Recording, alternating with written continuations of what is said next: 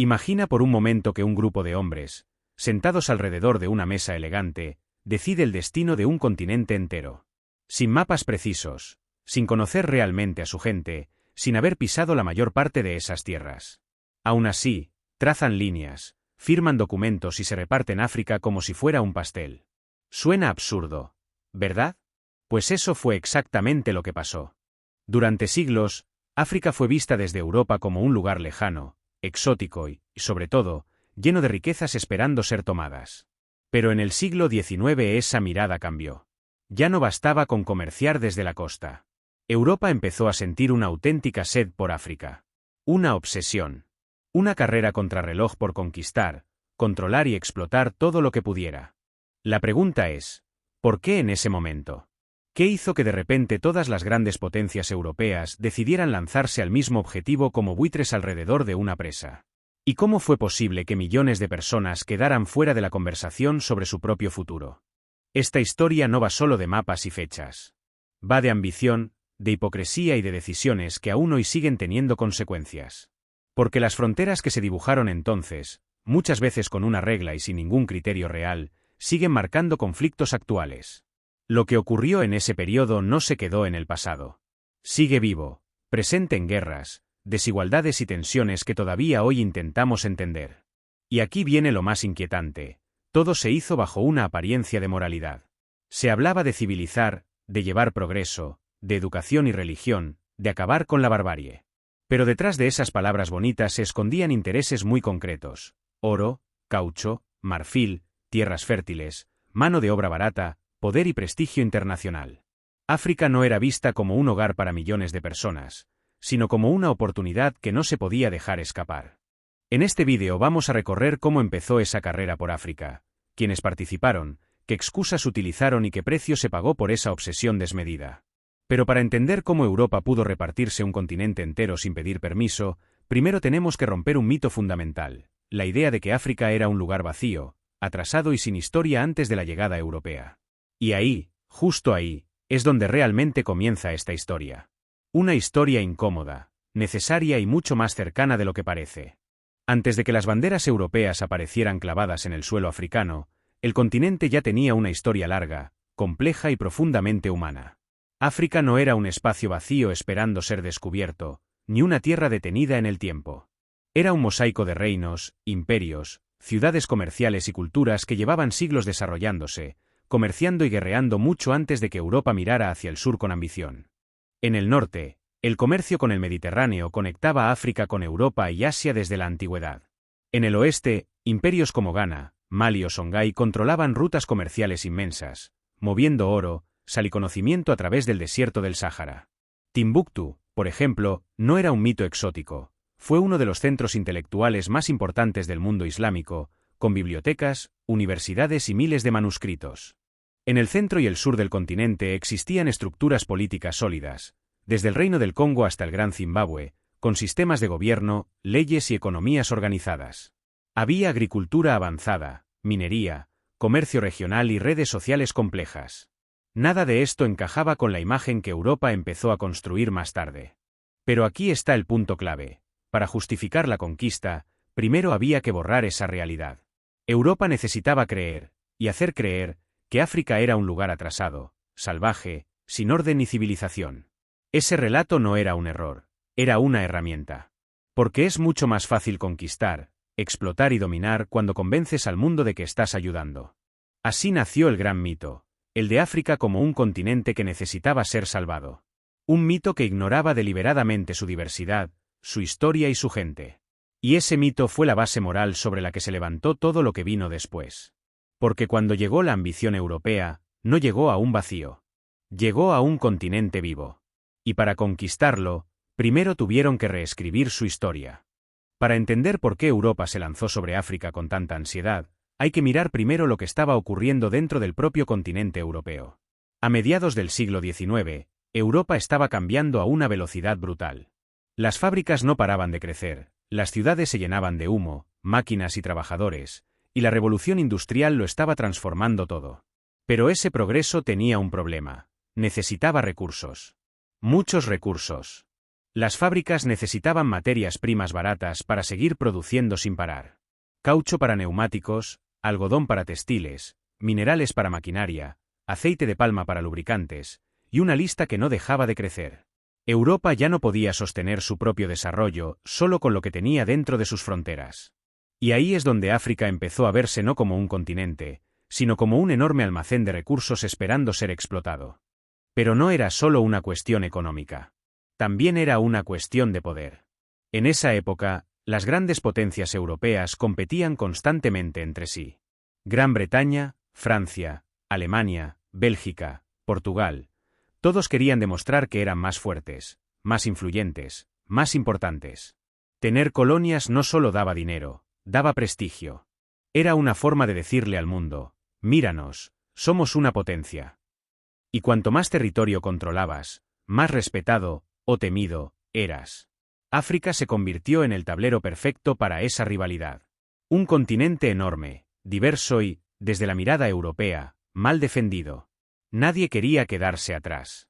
Porque en esa mentalidad, no conquistar significaba perder. Si tú no ocupabas un territorio, lo haría tu rival. A todo esto se sumaba otro factor clave, la presión interna. En Europa había pobreza, desempleo, tensiones sociales y miedo a revueltas. Las colonias se vendían como una solución mágica. Nuevos mercados donde vender productos, nuevas tierras donde enviar población, nuevas oportunidades para hacer dinero rápido. África era presentada como una válvula de escape para los problemas europeos. Y aquí aparece la gran contradicción. Mientras Europa se veía a sí misma como el centro de la civilización, utilizaba ese discurso para justificar lo que en realidad era una expansión agresiva. Se hablaba de progreso, de orden, de modernidad. Pero detrás de ese lenguaje elegante se escondía algo mucho más simple y mucho más humano: codicia, miedo y ambición descontrolada. Europa no fue a África por altruismo. Fue porque la necesitaba. Porque su crecimiento dependía de ella. Y cuando varias potencias necesitan lo mismo al mismo tiempo, lo que se genera no es cooperación, sino una carrera. Una carrera en la que el objetivo no era convivir, sino llegar primero, clavar la bandera y decir, esto es mío. Y así, con las fábricas rugiendo, los imperios compitiendo y la ambición desatada, la carrera por África dejó de ser una idea lejana y se convirtió en una urgencia. El siguiente paso ya no fue preguntarse si debían hacerlo, sino cómo hacerlo sin acabar en una guerra entre europeos. Y para eso, primero tenían que explorar, negociar y mentir. Una vez que Europa decidió que África era demasiado valiosa como para dejarla pasar, la pregunta ya no era si iban a conquistarla, sino cómo. Y la respuesta fue tan estratégica como hipócrita. Antes de enviar ejércitos y levantar banderas, había que preparar el terreno. Había que entrar sin levantar demasiadas sospechas. Así comenzaron a llegar exploradores, misioneros y supuestos científicos. Hombres que se presentaban como aventureros curiosos, interesados en mapear ríos, estudiar culturas o llevar la fe cristiana a lugares olvidados por Dios. En realidad, muchos de ellos estaban haciendo el trabajo previo de los imperios. Tomaban notas, señalaban rutas, evaluaban recursos y, sobre todo, identificaban puntos débiles. Estos viajes no eran inocentes. Cada río navegable era una autopista comercial futura. Cada territorio descrito como sin dueño era una oportunidad. Y cada acuerdo firmado con un líder local, muchas veces sin traducción clara o bajo engaño, era utilizado después como excusa legal para reclamar tierras enteras. Mientras tanto, en Europa, los mapas de África empezaban a llenarse. Lugares que antes eran espacios en blanco ahora tenían nombres, líneas y colores. Pero esas líneas no representaban realidades culturales ni étnicas. Representaban intereses. La carrera ya estaba en marcha y nadie quería quedarse atrás. Lo más inquietante es que todo esto se vendía como una misión moral. Se hablaba de acabar con la esclavitud africana, mientras se imponían sistemas de trabajo forzado aún más brutales. Se hablaba de llevar educación, mientras se destruían estructuras sociales enteras. Se hablaba de orden, mientras se sembraba el caos. La violencia no siempre fue inmediata, pero siempre estuvo presente. Cuando la diplomacia no funcionaba, llegaban las armas. Fusiles modernos contra lanzas. Ejércitos organizados contra poblaciones que nunca habían visto una guerra de ese tipo. La superioridad tecnológica europea fue decisiva, y lo fue de forma despiadada. En pocos años, Enormes territorios africanos pasaron de tener autonomía a estar bajo control extranjero. A veces sin una sola batalla formal, otras veces con masacres que hoy apenas aparecen en los libros de historia. La conquista no siempre fue ruidosa, pero fue constante, silenciosa, imparable. Y cuanto más avanzaba la carrera, más evidente se hacía el problema. Las potencias europeas estaban chocando entre sí. Reclamaban las mismas tierras, los mismos ríos, las mismas rutas. África estaba siendo ocupada tan rápido que el riesgo ya no era solo para los africanos, sino para la propia Europa. Si no ponían reglas, esa carrera podía terminar en una guerra entre ellos. Así que decidieron hacer lo que mejor sabían hacer cuando había demasiado en juego: sentarse, negociar y repartirse el botín con calma. Y ese momento clave, el punto de no retorno, llegó en una ciudad europea muy concreta: Berlín. En 1884, mientras millones de africanos seguían viviendo sus vidas sin saber lo que se estaba gestando, representantes de las grandes potencias europeas se reunieron en una ciudad muy lejos de África, Berlín. No fue una cumbre improvisada ni un encuentro casual. Fue una reunión cuidadosamente planeada para resolver un problema muy concreto: cómo repartirse África sin que Europa entrara en guerra consigo misma. A esa conferencia acudieron países como Gran Bretaña, Francia, Alemania, Bélgica y Portugal. También otros con menos peso, pero con las mismas ambiciones. ¿Quién no fue invitado? Ningún africano. Ni un solo representante del continente cuyo destino estaba siendo decidido. África no estaba en la mesa. África era la mesa. Durante meses, estos hombres debatieron fronteras, reglas y condiciones. Usaron mapas incompletos, información superficial y criterios totalmente artificiales. Ríos, líneas rectas, paralelos imaginarios. Poco importaban las etnias, las lenguas, las culturas o las rivalidades históricas. Lo único que importaba era evitar conflictos entre europeos y asegurar que cada potencia saliera beneficiada. De esa conferencia salió una idea clave: el principio de ocupación efectiva. Básicamente, no bastaba con decir que un territorio era tuyo. Tenías que demostrar que lo controlabas. Eso aceleró aún más la carrera. A partir de ese momento, ocupar África dejó de ser una opción y se convirtió en una urgencia. Quien no se movía rápido, perdía. Uno de los casos más perturbadores fue el del Congo. No quedó en manos de un país, sino de un hombre. El rey Leopoldo II de Bélgica consiguió que se reconociera el Congo como su propiedad personal. No como colonia belga, sino como su dominio privado. Lo que ocurrió allí fue uno de los episodios más brutales del colonialismo: explotación extrema, mutilaciones, asesinatos y millones de muertos, todo en nombre del progreso y el comercio. La Conferencia de Berlín no creó el colonialismo, pero lo legitimó. Le dio una fachada legal, civilizada, ordenada. A partir de ese momento, Europa podía decir que todo se estaba haciendo correctamente, siguiendo normas internacionales. Aunque esas normas solo beneficiaban a quienes las escribieron. En cuestión de décadas, casi todo el continente africano quedó bajo control europeo. Fronteras trazadas en despachos separaron pueblos, unieron enemigos históricos y sentaron las bases de conflictos que todavía hoy siguen activos. Todo por decisiones tomadas por personas que jamás pisaron esas tierras. Berlín no fue solo una conferencia. Fue el momento en el que África dejó de pertenecer a los africanos en el mapa mundial. Fue el punto en el que la ambición europea se volvió irreversible.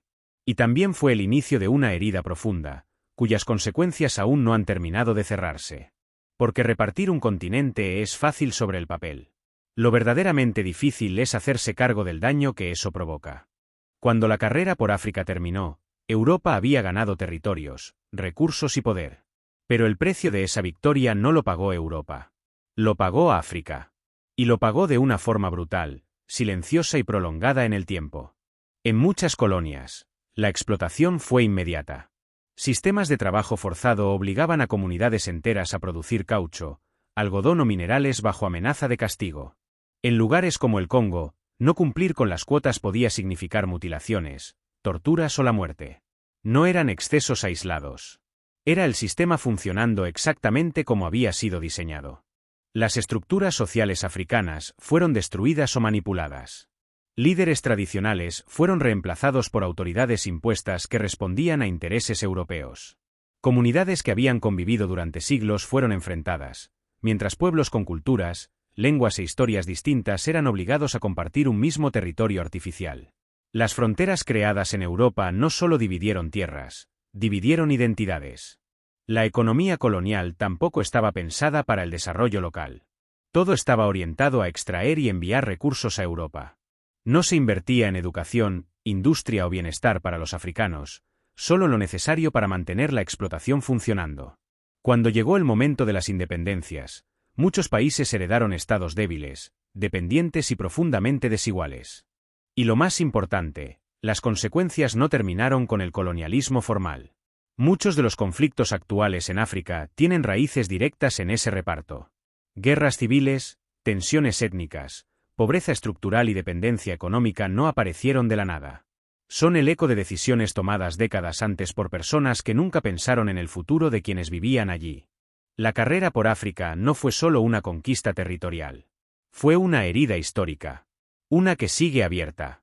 Porque cuando se explota un continente durante generaciones, las cicatrices no desaparecen simplemente cambiando banderas. La carrera por África suele contarse como un episodio del pasado, algo lejano, casi abstracto. Pero la realidad es que sus efectos siguen vivos.